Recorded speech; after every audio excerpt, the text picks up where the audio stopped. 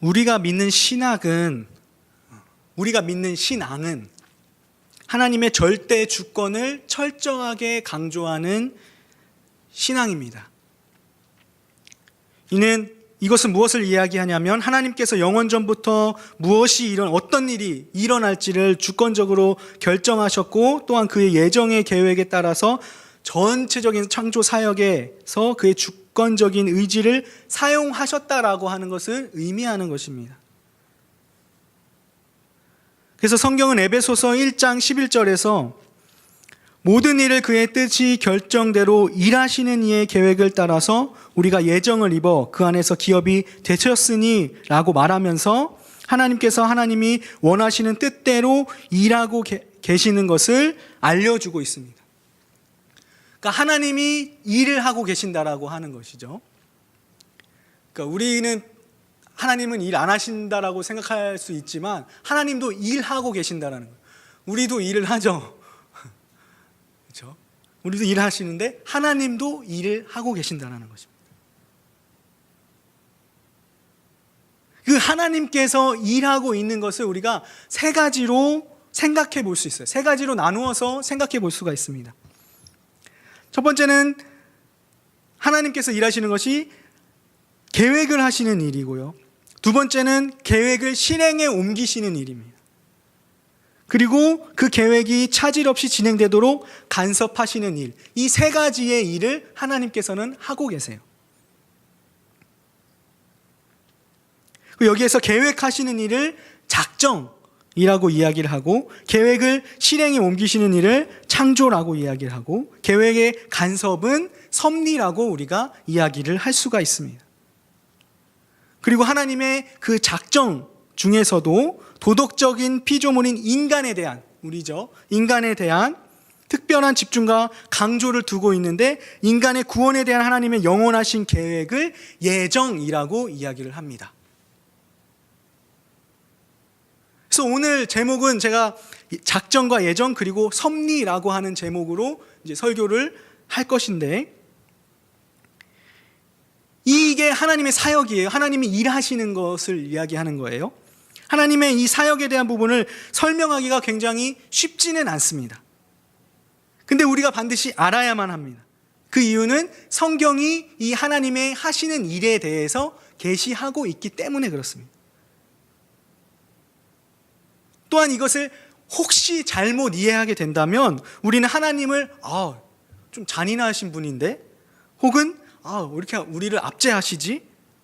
라고 생각한다거나, 하나님께서 하시는 일들이, 그리고 하나님께서 이끌어 가신 일들이 인간의 삶을 마치 하나님께서 조정하고 계시는, 다 조정하고 있는 인형극처럼 생각할 수 있기 때문에 우리는 이 작정과 예정 그리고 하나님의 섭리에 대해서 올바로 이해해야 되는 것이 반드시 필요하다는 것이죠.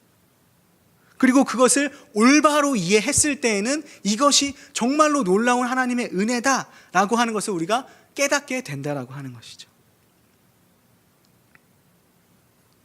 그래서 먼저 작정에 대한 부분을 보겠습니다. 하나님의 작정은 그 뜻하신 하나님의 영원한 경륜으로서 이로 말미암아 자기의 영광을 위하여 되어가는 모든 일을 미리 정하신 것입니다. 그게 작정이라고 하는 거예요. 하나님께서 모든 것들을 그의 선하신 뜻대로 미리 정하셨다라고 하는 것이죠.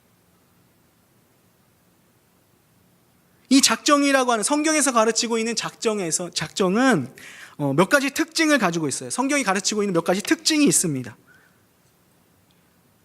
먼저 하나님의 작정은 하나님의 놀라운 통찰력과 신적인 지혜를 기초로 하고 있다는 거예요. 하나님의 놀라운 지혜를 기초로 모든 것을 작정하셨다는 것, 모든 것을 계획하셨다라고 하는 것이죠. 그래서 인간의 부족한 지혜로는 혹시 이해가 안 되는 부분이 있을 수도 있어요. 그의 지혜가, 하나님의 지혜가 너무나 놀랍고 뛰어나기 때문에 그 지혜에 따라서 작정하신 것이 때로는 인간의 미련한 지혜로는 이해가 안 되는 부분이 당연히 있을 수밖에 없는 거죠. 그리고 이 작정은 영원적이다라고 하는 것입니다. 이 세상이 창조되기 전에, 시간이 생기기도 전에 이 시간을 초월해서 하나님께서는 이것을 작정했다라고 하는 의미죠. 시간을 뛰어넘는 하나님의 선하신 행위다라고 하는 것이. 세 번째로는 하나님의 작정은 효과적이다라고 하는 것입니다. 확실히 실행될 뿐만 아니라 어떤 것도 그것을 방해할 수가 없어요. 하나님이 한번 정해놓으신 것, 미리 정해놓으신 것, 그 어떤 것도 방해할 수 있는 것이 없습니다. 넷째로는 하나님의 작정은 불변적이죠. 이게 막 이랬다가 저랬다가, 사람이 계획하는 일들은 사람이 부족하기 때문에 착오가 생길 수도 있고, 이렇게 착오가 생기면 이렇게 해야지 하는 어떤 두 번째 계획이 있어요. 플랜 B가 있어요. 근데 하나님의 작정하심은 플랜 B가 존재하지 않죠. 왜냐하면 완벽하시기 때문에. 플랜 B라고 하는 것이 존재할 이유가 없는 것이죠. 변하지 않아요. 완벽 그 자체이기 때문에 변하지 않고 그대로 실행해 나가신다는 것입니다.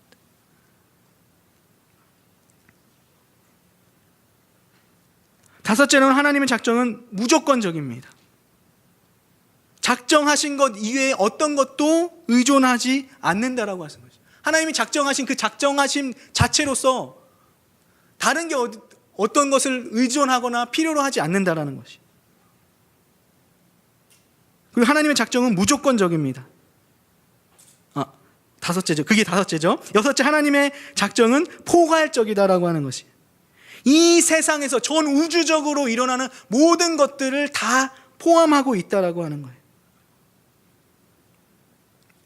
인간의 악하거나 선한 행동도 포함되고요. 우연한 것, 우리가 우연한 것처럼 보이는 모든 것들도 포함하고 있고, 인간의 생명의 길고 짧음, 누가 많이 살고 또 단명하고 일찍 죽고 하는 것들, 그리고 사람이 어디에 살고 어디로 움직이고 어디로 가는가 하는 모든 것들에 대한 전반적인 정말 사소해 보이는 모든 것들조차도 다 이 하나님의 작정에 포함되어 있다라고 하는 것이죠. 그리고 마지막으로 일곱 번째는 하나님의 작정은 죄에 관하여서는 허용적이다라는 것이죠. 죄와 관련해서 인간의 책임과 자유를 하나님께서 허용하고 계신다는 거죠. 그렇지만 그 과정과 결과를 섭리하셔서 하나님의 목적을 이루어 나가신다라고 하는 것이죠. 이것이 작정이 가지고 있는, 성경에서 이야기하고 있는 특징들이에요. 조금 어렵지만 이것은 계속해서 우리 교회에서 가르쳐질 거예요. 앞으로 교리문답 교육을 한다던가 하면서 무조건 이거는 반드시 가르쳐지고 넘어가야 될 부분이에요. 조금 어렵더라도 여러분들이 이것을 인지하고 있어야 돼요. 그 다음에 예정에 대해서 우리가 살펴보도록 하겠습니다. 이 예정이다라고 하는 것은 아까 말씀드렸지만 작정이 어떤 포괄적인 개념이란 그 안에 우리 인간에 대한 하나님의 작정이다라고 생각을 하면 돼요. 그러니까 온 세계에 대한 작정 중에서 특별히 인간에 대한 관심, 그것이 예정이다라고 하는데, 이 예정이다라는 것은 무엇이냐면 천국이든 지옥이든 간에 궁극적인 인간의 목적지가 정해져 있다는 것이에요. 우리가 그곳에 가기도 전에 이미 정해져 있다라고 하는 거예요. 누가 천국에 갈지 지옥에 갈지 이미 창세전에 정해져 있다는 거예요. 하나님께서 이미 그것을 우리가 태어나기도 전에 정하셨다라고 하는 것을 의미하는 거죠. 즉 인간의 구원의 여부가 전적으로 하나님의 손에 달려 있다는 것입니다. 로마서 9장에서 증거하는 것처럼 하나님께서는 우리가 존재하기도 전에, 또 태어나서 무슨 선이나 악을 행하기도 전에 인류 가운데서 어떤 자들은 구원하기로 결정하시고 그 나머지는 멸망하도록 그대로 방치해 두셨다라고 하는 것이죠. 그런데 이 예정론을 들으면 우리가 불편하게 하는 것들이 있습니다. 왜 모든 사람을 다 선택해서 구원하지 않으셨는가라고 하는 그 사실이죠. 왜 하나님께서는 누구는 구원하기로 하시고 누구는 그냥 간과해서 내버려 두시지? 라고 하는 것입니다. 이게 굉장히 우리를 불편하게 하는 불편한 진실이에요. 그리고 어떤 사람들은 이것 때문에 하나님한테 항의하기도 합니다. 불공평합니다. 왜 누구는 구원하고 누구는 구원하지 않습니까? 그렇게 항의할 수도 있다고 하는 것이죠. 그러나 그런 질문을 던지는 사람들에게 성경에서는 다음과 같이 이야기를 하고 있습니다. 그런즉 우리가 무슨 말을 하리요? 하나님께 불의가 있느냐? 그럴 수 없느니라. 모세에게 이르시되 내가 긍휼히 여길 자를 긍휼히 여기고 불쌍히 여길 자를 불쌍히 여기리라 하셨으니.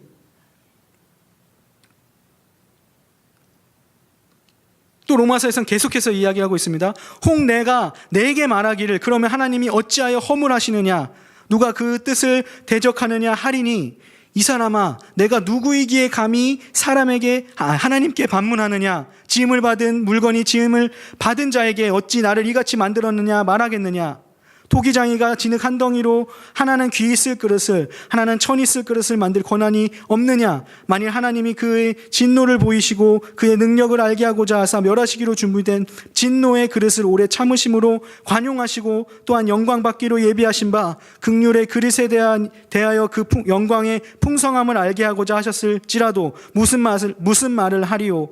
이 그릇은 우리니 곧 유대인 중에서 뿐 아니라 이방인 중에서 부르신 자니다 라고 하나님께서는 이야기하고 있다는 거죠. 즉 성경은 하나님께서 어떤 사람에게서라도 불의하시다는 비난을 받을 분이 아니다 라고 하는 것을 이야기합니다. 하나님의 절대 주권의 결과다라고 하는 것을 말씀하고 있는 것입니다. 그리고 선택의 주도권은 철저하게 하나님께 있고, 우리가 우리의 미천함과 연약함 가운데서 택함을 받았다라는 것이 하나님 불공평합니다라고 말할 것이 아니라 오히려 하나님 감사합니다라고 이야기해야 될 부분이다라고 하는 것이죠. 그리고 하나님께서의 그 주권적인 선택으로 인하여서 우리가 택함을 받았다라고 하는 것은 우리로 자랑할 것이 없게 하고 오히려 하나님의 그 구원의 은혜를 더욱 감사하고 찬양해야 되는 부분으로 우리에게 이야기를 하고 있다는 것이죠. 그러니까 불공평하다라고 말하는 것이 아니라 오히려 우리는 그 하나님의 주권적인 그 선택과 예정하심이 오히려 감사한 사실이구나 라고 하는 것을 우리는 깨달아 알아야 된다는 것입니다. 이 부분에 대한 실질적인 예를 제가 주보에다가 실어놨습니다. 클락 패터라고 하는 사람이 쓴 선하신 하나님의 손에 붙들린 죄인들이라는 책에서 모친이 강간당함으로 어쩔 수 없이 태어나게 된 젊은 여성에 대한 이야기를 소개하고 있습니다. 이 책에서. 그 모친은 결혼도 하지 않은 상태에서 자신의 삶을 엉망으로 만들어버린 이 딸에게 늘 분노하고 있어요. 세상이 바라볼 때도 이 여성은 왜 태어났을까? 오늘날 말하고 있는 많은 사람들이 낙태의 정당성을 제공하기 위해서 이런 일들을 많이 일어나기도 하죠. 이 강간당한 모친으로부터 생겨난 이 딸이 어떤 위로를 받을 수 있는가라고 하는 질문을 우리는 살펴봐야 된다는 것입니다. 세상의 논리로는 세상에 나오지 말아야 할 존재이고 엄마에게나 이 모친에게나 세상에선 쓸모없는 존재라고 생각합니다. 그러나 이 예정의 관점에서 보면 그에게 정말 그뿐만 아니라 우리에게도 정말 많은 위로를 주게 하고 하나님을 찬양하게 하는 것을 우리가 볼 수 있습니다.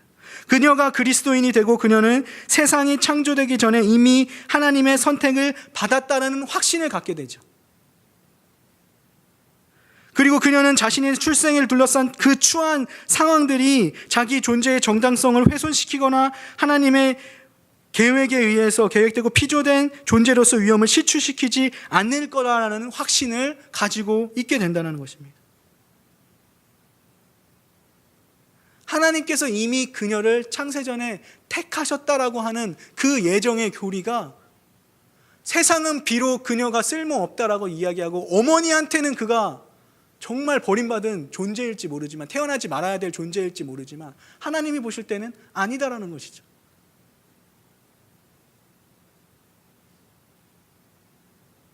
하나님이 그녀의 태어난 그 사건들에 대한 모든 것들을 주관하고 계시고 하나님께서는 이미 그녀가 영원 전부터 그녀가 태어나시기로 예정하셨다는 것을 보여줍니다. 설사 그녀의 부모가 그를 원하지 않고 있다 할지라도 이 우주의 주인이신 하나님께서는 그녀를 택하시고 결정하셔서 이 세상에 내보내셨다라고 하는 것이죠. 이것이 예정론이 가지고 있는 풍성한 은혜입니다. 모든 주권이 하나님께 있고 모든 것들이 하나님이 주관하고 계시다라고 하는 것입니다.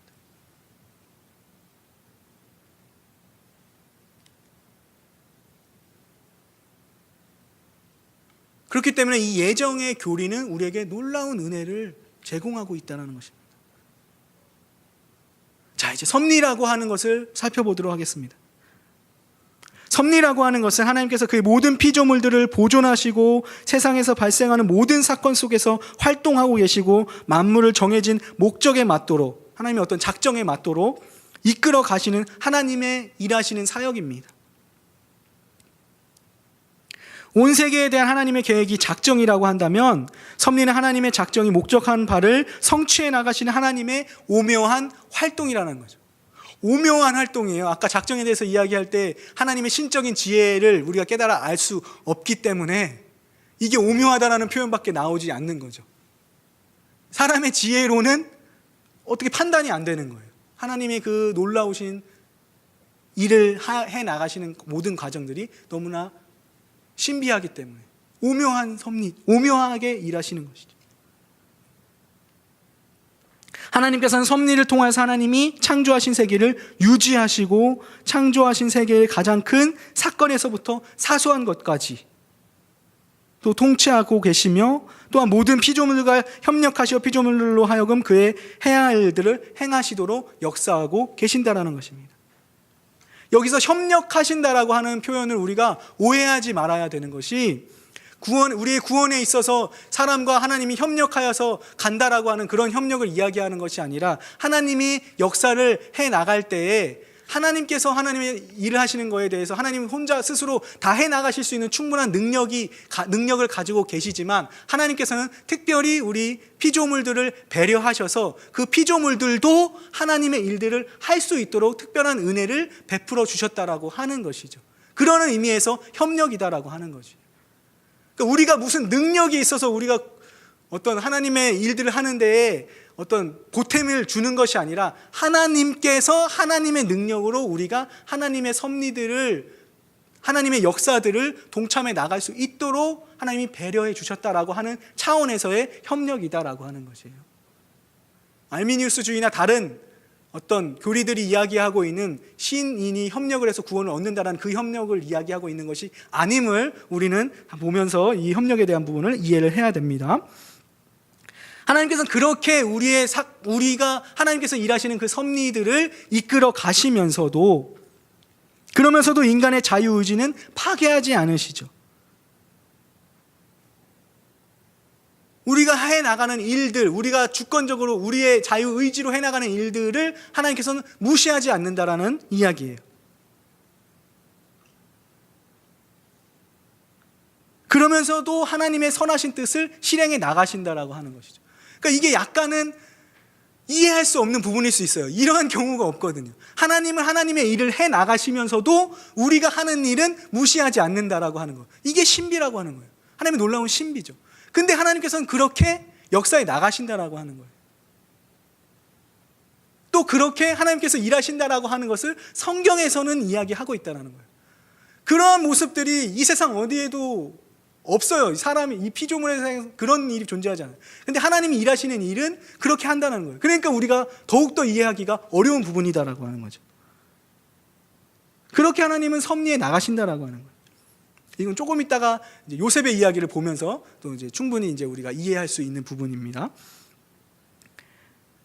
그래서 이 섭리에 대한 인간의 어떤 부분, 우리가 이해의 정도는 겨우 이제 자연 법칙의 일부만 이해했을 뿐이에요. 이 모든 것들 하나님 주관하고 계시고 통치하고 계시잖아요.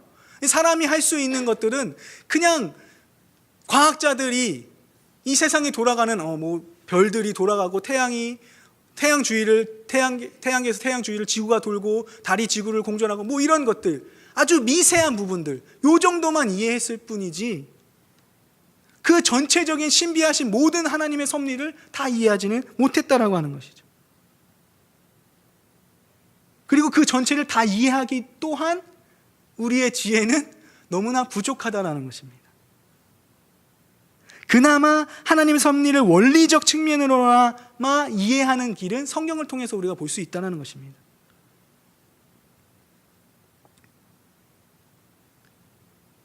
그리고 섭리를 이해하는 일은 굉장히 어려운 일이라는 것이죠.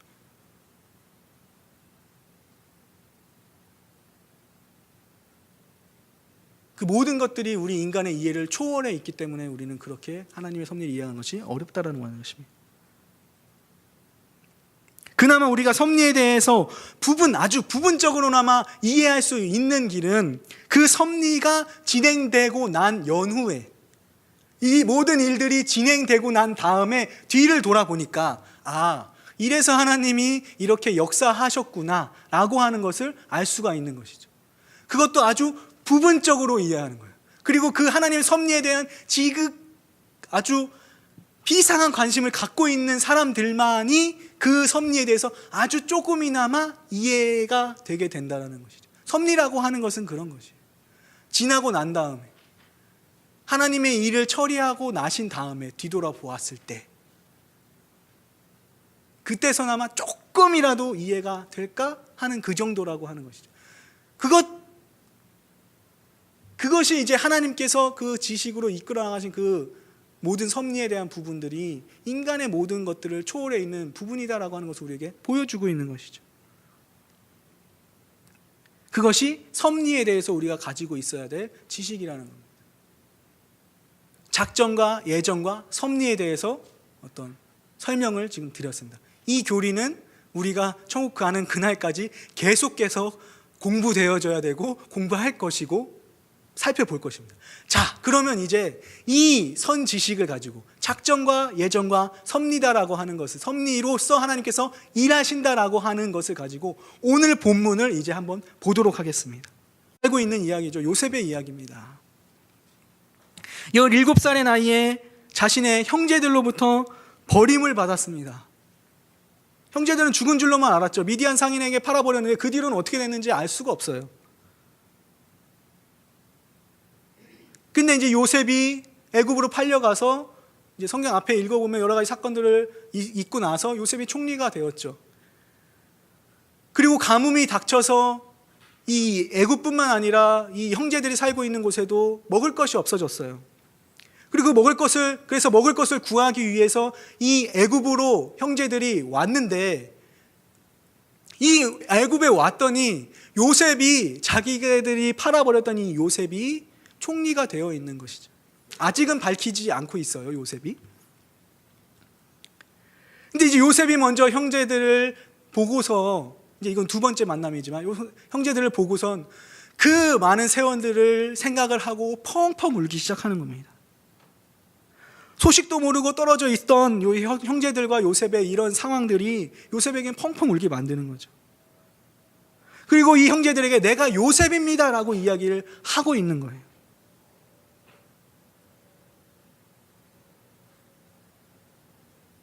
그리고 형제들은 자신들이 빈 우물에 던졌다가 미디안 상인에게 팔아버려서 생사도 몰랐던 이 요셉을 마주하고서 어안이 벙벙해서 말도 내뱉지 못하고 벙 떠서, 우리말로 하면 벙 떠서 있는 거예요. 그때 요셉은 정확하게 이 모든 사건에 대해서 하나님의 섭리였다라고 하는 것을 지금 고백하고 있는 거예요. 오늘 읽은 본문이 요셉의 고백을 통해서 그 섭리를 이야기해 주고 있습니다. 5절에서 다음과 같이 이야기하고 있죠. 당신들이 나를 팔았다고 해서 근심하지 마소서, 한탄하지 마소서. 하나님이 생명을 구원하시려고 나를 당신들보다 먼저 보내었나이다. 누가 보내셨대요? 하나님이 나를 당신들보다 먼저 보냈습니다. 하나님의 섭리가 있었다라고 하는 것을 고백하고 있는 거죠. 7절에도 이야기합니다. 하나님이 큰 구원으로 당신들의 생명을 보존하고 당신들의 후손을 세상에 두시려고 나를 당신들보다 먼저 보내셨나니. 그의 할아버지 때부터 내려오는 약속들 기억하고 있는 거죠. 그 하나님의 작정하심을 보존하시려고 하나님께서 나를 먼저 보냈습니다. 또 고백하고 있는 거예요. 하나님의 섭리가 있었습니다 라고 하는 것을 고백하고 있는 거죠. 8절에도 나를 이리로 보내신 이는 당신들이 아니요 하나님이시라 라고 이야기하면서 하나님께서 섭리하셨다라고 하는 것을 고백하고 있다는 것이죠. 요셉이 지금까지 자기에서 일어났던 일들을 뒤돌아보니까 이것은 하나님의 섭리가 있었구나 라고 하는 것을 알게 되었고, 그것을 요셉의 자기의 형제들, 자기를 팔아버렸던 형제들에게 이야기를 하고 있는 것입니다. 이 모든 일들은 하나님께서 진행해 나가시고 하나님께서 그렇게 하신 일입니다 라고 하는 것을 말하고 있다는 거죠.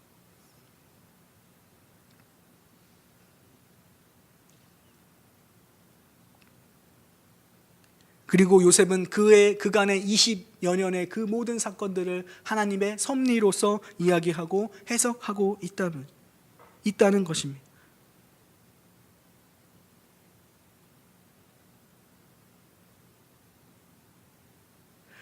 그렇게 하나님의 섭리다라고 이야기하는 반면에 요셉은 인간의 책임에 대한 부분도 분명히 이야기를 하고 있습니다. 4절에 보면요. 4절을 한번 보겠습니다. 요셉의 형들에게 이르되 내게로 가까이 오소서. 그들이 가까이 가니 이르되 나는 당신들의 아우 요셉이니 당신들이 애굽에 판 자라. 당신들이 애굽에 판 자입니다. 나는. 이 모든 사건들이 하나님의 섭리이지만 자기는 뭐예요? 여전히 당신들이 판 자예요. 인간의 책임이 동시에 있다라고 하는 것을 이야기를 하고 있다는 것입니다. 하고 있는 것입니다. 분명하게 요셉은 그것을 짚고 넘어가고 있는 거죠. 하나님의 섭리에서 인간의 행동에 대한 책임도 똑같이 포함되어 있다는 것을 보여주는 것이죠. 즉 당신들이 애굽에 팔았습니다라고 하는 이 애굽의 진술은 인간의 자유로운 활동을 무시하지 않는 하나님, 그러면서도 하나님의 모든 계획들과 일들을 이끌어 가시는 하나님을 설명하고 있는 것이죠. 하나의 동일한 사건에서 하나님의 절대적인 주권과 형제들의 이 죄악된 행동 두 가지가 모두 공존해 있는 거죠. 이렇게 해서 하나님의 섭리를 이끌어 가고 있는 것이, 이게 하나의 어떤 신비라고 하는 거예요. 인간의 지혜로는 때로는 이해하지 못하는 부분이죠. 이게 뭐야? 이렇게 생각할 수도 있어요. 근데 하나님은 이렇게 역사하신다는 거예요. 성경이 그렇게 이야기한다는 거예요.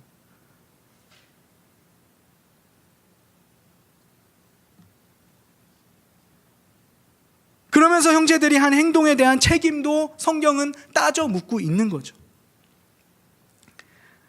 하나님께서는 하나님의 선하신 뜻, 하나님의 작정하심을 위하여서 요셉의 형제들의 죄를 이용하셨잖아요. 이용하신 거예요. 허용하시고 이용하신 거예요. 요셉을 팔아버린 일이 잘한 일은 아니잖아요. 죄악된 일이죠. 그걸 이용하셨어요. 그러나 그것은 인간이 한 일에 대해서 허용하시고 그거 한 것을 이끌어 가면서도 그거에 대한 책임을 하나님께서는 성경에서 묻고 있다는 거죠. 성경의 어떤 본문에서도 여기 요셉이 한탄하지 마소서, 걱정하지 마세요 라고 말했다라고 해서 너네 죄가 없어 라고 이야기하고 있다는 건 아니라는 거예요. 성경에 대해서는 그 부분에 대해서는 다 이야기를 하고 있습니다. 그들의 죄로 인하여서 그의 가족들은 수많은 대가들을 치러야 됐죠. 야곱은 사랑하는 아들을 잃었습니다. 얼마나 사랑했습니까? 야곱이. 그 아들은 잃었죠. 죽었다라고 생각하고 20년이 지났잖아요. 잃어버린 거예요. 그리고 요셉 그 자신은 부당한 종살이를 했고 부당한 옥살이를 했고 그런 삶을 보냈어요. 형제들의 죄악된 행동으로 인하여서. 그리고 요셉의 형제들 그 자신들은 그들의 죄 때문에 하나님의 진노가 임하는 것을 뼈저리게 맛보았습니다. 하나님 앞에 두려움에 벌벌 떨어야만 됐다는 거죠. 42장을 한번 보도록 하겠습니다. 창세기 42장 21절부터 22절입니다. 창세기 42장 21절. 그들이 서로 말하되 우리가 아우의 일로 말미암아 범죄하였도다. 그가 우리에게 애걸할 때 그 마음의 괴로움을 보고도 듣지 아니하였으므로 이 괴로움이 우리에게 임하였도다. 자기들이 죄 지었다라고 하는 것을 고백하는 거죠. 회개하는 거예요. 어떻게 보면 회개하고 있는 겁니다. 르우벤이 그들에게 대답하여 이르되 내가 너희에게 그 아이에 대하여 죄를 짓지 말라고 하지 아니하였더냐. 그래도 너희가 듣지 아니하였느니라. 그러므로 그의 핏값을 치르게 되었도다 하니. 이게 요셉의 형제들이 처음 애굽에 1차 방문했을 때 요셉이 총리가 된 줄도 모르고 마주했을 때 그때 하는 고백이에요. 이 1차 방문 때는 베냐민은 포함되어 있지 않았어요. 그래서 요셉이 가서 내가 봤을 때는 정탐꾼 같은데 못 믿겠다. 요셉이 일부러 그렇게 이야기를 하는 거죠. 형제들에게. 못 믿겠다. 베냐민 데리고 와라. 라고 이야기하면서 시므온을 가둬버립니다. 시므온을 여기 인질로 잡고 베냐민 데리고 와라. 그러면 내가 믿겠다. 일부러 이야기하는 거예요. 요셉이. 그때 하는 형제들의 고백입니다. 아, 우리가 그때 그 범죄함으로 인하여서 우리가 이 일을 당하게 되었다. 우리가 잘못했구나. 그것을 말하고 있는 거예요. 그런 어떤 두려움과 그런 부분들을 뼈저리게 지금 형제들은 20여 년이 지나서 그것을 느끼고 있다는 거죠. 그래서 그 형제들은 그 모든 죄악들을 인정하고 회개해야만 됐죠. 하나님께서 회개하도록 그렇게 만들어 가신 거죠. 그리고 그 회개의 절정은 유다가 베냐민을 대신할 것이라는 고백으로 아주 절정에 이르게 되는 것입니다. 44장 33절을 보겠습니다. 이거는 이제 두 번째 베냐민을 데리고 왔을 때의 사건이에요. 44장 33절입니다.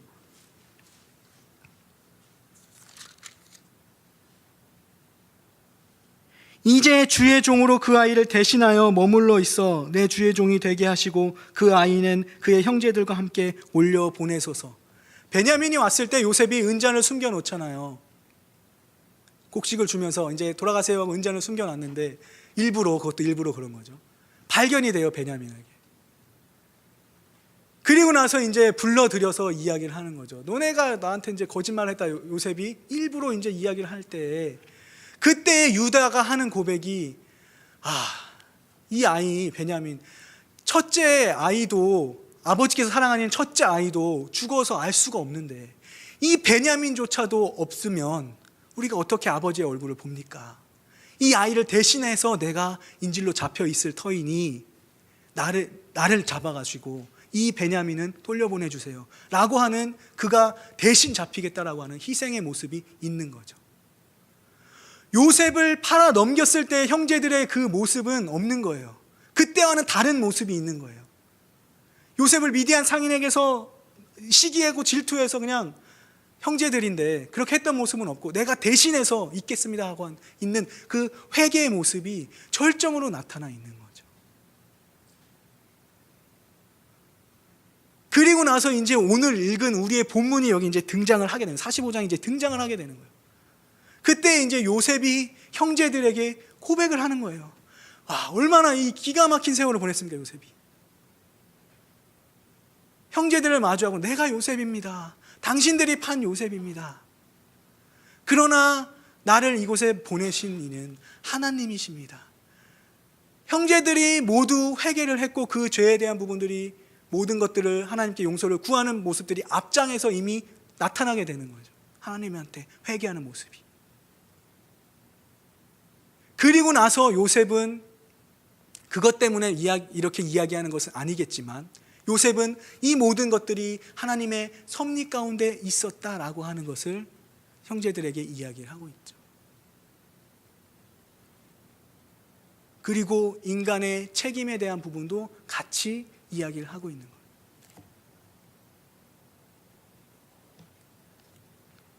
하나님의 절대 주권이 하나님의 일하시는 작전과 예정과 섭리를 이끌어가고 있습니다.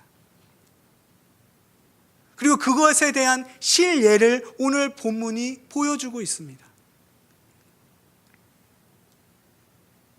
하나님께서 이끌어 가시지만 사람의 의지와 자유는 무시하지 않는다라고 하는 것을 성경에선 보여주고 있다는 것이죠. 그렇기 때문에 지난번에 성경 공부하면서 나왔던 질문이죠. 그러면 하나님이 다 이끌어 나가시고 준비해 놓으시고 끌어가시는데 그럼 왜 우리가 하나님의 일을 해야 될 필요가 있고 기도해야 될 필요성이 있겠습니까? 라고 하는 질문이 그렇기 때문에 있는 거예요. 하나님은 우리의 주권들을, 우리의 의지들을 무시하지 않으십니다. 우리가 행동을 하면 행동하는 대로 그대로 내버려 두십니다. 그게 설령 우리가 죄 짓는 일이라고 할지라도 하나님께서는 그것을 허용적으로 허연적으로 그것을 놔두고 계신다는 거예요. 방치해 두신다는 거죠. 그렇기 때문에 우리가 하나님의 계획들이 하나님의 뜻대로 진행되어질 수 있도록, 뜻이 하늘에서 이루어진 것 같이 땅에서도 이루어져 나갈 수 있도록 우리가 우리의 삶을 돌아보면서 기도하고 하나님 앞에 범죄하지 않게 해주세요라고 하는 그런 기도들이 필요하게 된다는 거고, 그러한 일들을 우리가 해나가야 된다는 것이죠. 하나님이 그렇게 역사하시기 때문에 우리는 그것이 필요하다라고 하는 것입니다. 이것이 세상에서 이야기하는 운명론이나 숙명론과는 완전히 다른 거예요. 숙명론이나 운명론은 그것에 대한 부분이, 정해져 있는 데 대한 부분이 인간의 어떤 의지는 아무것도 포함되어 있지 않는 거예요. 그냥 흘러가는 대로 흘러가는 거죠. 그래서 불교를 믿는 인도 사람들이나 힌두교에 있는 사람들은 그냥 나는 이렇게 태어났으니까 다음 생에 잘 태어나지 뭐, 그러고 그냥 살아가는 거예요. 그러나 그게 아니죠. 하나님이 예정하시고 섭리하시면 그게 아니에요. 하나님이 이끌어 가시지만 인간을 무시하지 않는 거예요. 하나님이 인간을 인격적으로 대해 주시는 거예요. 그러니까 인간이 무슨 일을 하더라도 할 수 있도록 내버려 두시는 거예요. 그렇지만 그것을 하나님께서는 예정을 하시고 우리가 하나님의 택한 백성으로 하나님께서 계획하고 계셨기 때문에 우리가 혹은 실수를 하고 죄를 짓고 할지라도 하나님께서 그것을 선으로 바꾸셔서, 오늘 선으로 바꾸셨잖아요, 하나님께서. 그러면서 이끌어 가시는 거예요. 그러면 이제 사람들이 이렇게 얘기하죠. 모든 걸 선으로 바꿔 가시니까 나는 막 살아야지, 나 몰라 하고 이렇게 살아갈 수 있느냐? 하나님의 택함을 받은 백성이라면 절대 그렇게 살아가지 않는다라는 거죠. 내가 하나님의 택함을 받은 백성이기 때문에 오히려 내가 더 하나님의 기뻐하시는 뜻대로 살아야지라고 하는 그 삶을 살아가도록 기도하고 부단히도 애를 쓰면서 살아갈 수밖에 없다라고 하는 것이죠. 그러한 삶의 모습이 있는 자가 하나님의 택함을 받은 백성이구나, 오히려 우리는 그렇게 볼 수가 있다는 것이죠. 그렇기 때문에 이 예정과 작정과 그리고 섭리의 교리가 우리에게 무한한 위로를 주고 무한한 은혜를 제공해 주는 것입니다. 어떠한 인간이 자기 스스로 구원을 받을 수가 있습니까? 어떠한 인간이 하나님의 뜻에 충족하는 삶을 살 수가 있겠습니까? 하나님의 뜻에 맞는 행동을 할 수가 있겠습니까? 어떠한 인간이? 하나도 없습니다. 그런데 이 작정과 예정과 하나님의 섭리가 보여주는 그 교리가, 너네는 안 되지만 하나님이 이끌어 가시는 거다. 하나님이 붙들고 있구나.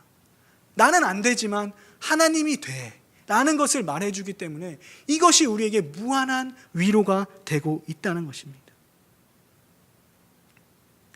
오늘 이 요셉의 이야기는 위대한 역경을 견뎌내고 승리한 한 사람 요셉에 대한 이야기가 절대 아닙니다. 하나님의 작정하심과 예정하심과 섭리를 보여주고 있는 그러한 본문입니다. 오늘 많은 한국교회의 모습들이 사람을, 하나님을 대신해서 하나님의 자리에 사람을 올려놓으려는 시도들을 많이 하고 있습니다. 성경 본문을 볼 때도 위대한 사람 요셉이라고 생각하려고 하는 경향들이 있습니다. 그러나 인간은 아무것도 할 수 없는 무가치한 존재라고 하는 것을 성경은 오늘 보여주고 있습니다.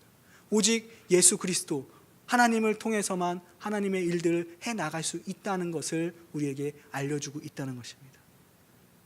이것이 우리에게 소망이 되고 우리가 하나님의 일을 할 수 있는 근거가 되고 우리가 하나님의 택함을 받았다라고 하는 놀라운 은혜를 우리에게 제공하고 있다는 사실입니다.